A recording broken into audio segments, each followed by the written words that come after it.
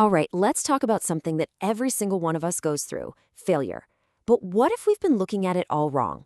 Today, we're going to try to reframe it, not as an ending, but as a beginning, using some really powerful ideas from Dr. Lehman Hicks. So let's dive in. It all kicks off with this really simple question, but think about it. Who was the first person to tell you that failing was a bad thing? Why are we so scared of it? Why do we think it's safer to just not try at all?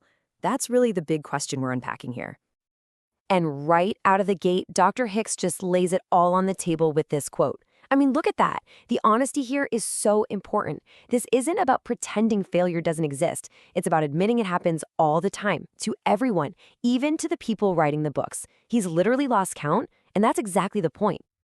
Which brings us to our first big idea. Failure isn't some personal flaw you have. Nope. It's a completely universal human experience, and it's something that starts happening from the very first moments of our lives.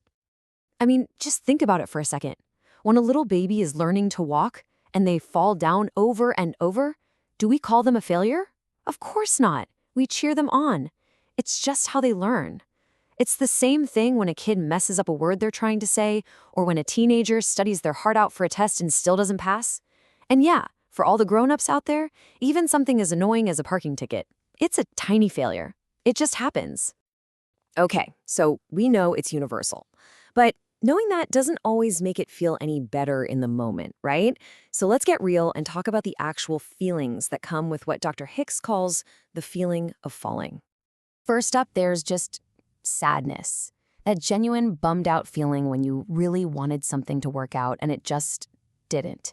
It's a totally natural reaction, and it's so important to let yourself feel it. And then comes embarrassment. Oh man, that hot-faced feeling when you mess up in front of other people. You feel totally exposed, and all you want to do is hide. And sometimes it just plain hurts. It's not just in your head. Failure can feel like a real punch to the gut, a direct hit to your confidence. And of course, there's anger. You might be mad at the situation, mad at other people, but let's be honest, a lot of the time we get angry with ourselves. Now this is where things get really crucial.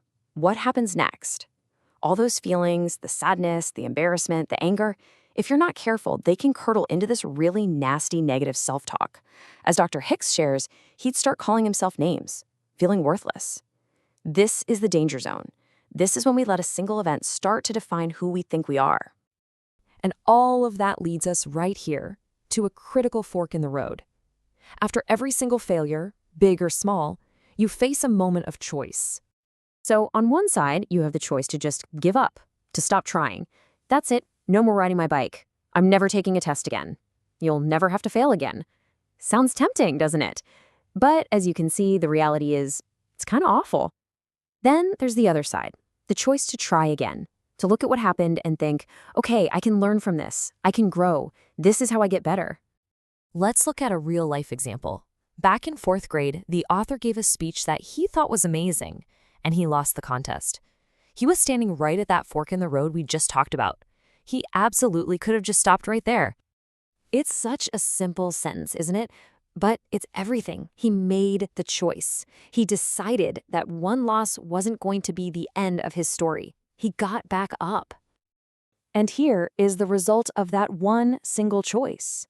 Because he tried again after that 4th grade contest, he's now given speeches to over 500,000 people across 46 states.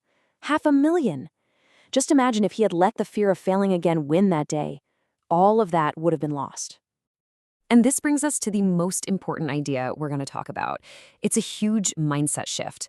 We have to stop seeing failure as this final, terrible event and start seeing it as just one part of a much bigger process. Just let that sink in for a second. It's not the end of the story. It is not a verdict on who you are or what you're capable of. It is not final.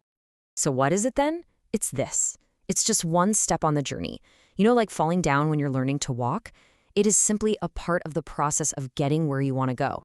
And what is that process? It's growth. The source defines growth as what happens every single time you fail. It's a direct connection. If you avoid a failure, you are also avoiding growth. It's almost like a superpower. The more you're willing to fail, the more you're going to grow. Okay, so if failure is not only inevitable, but it's actually necessary for growth, then how do we get better at it? How can we learn to fail successfully? So here's a little toolkit. First, and this is the big one, you have to separate the action from your identity. A failed event does not make you a failure. Second, be a detective. Actively ask yourself, okay, what can I learn from this? Third, you have to decide. Remember that it's only the end of the road if you decide to stop walking. And fourth, reframe it.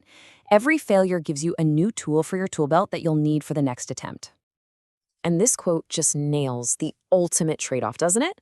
You can absolutely build a safe little life where you never fail. But that's also a life where you never truly succeed, never push yourself, and never discover the amazing person you're truly meant to be. So we'll leave you with this simple question. What's next? Because the answer isn't to figure out how to avoid failure. The answer is to get out there, to try something, to fail, to learn from it, and to get back up and grow. That's the real path forward. Thanks for listening.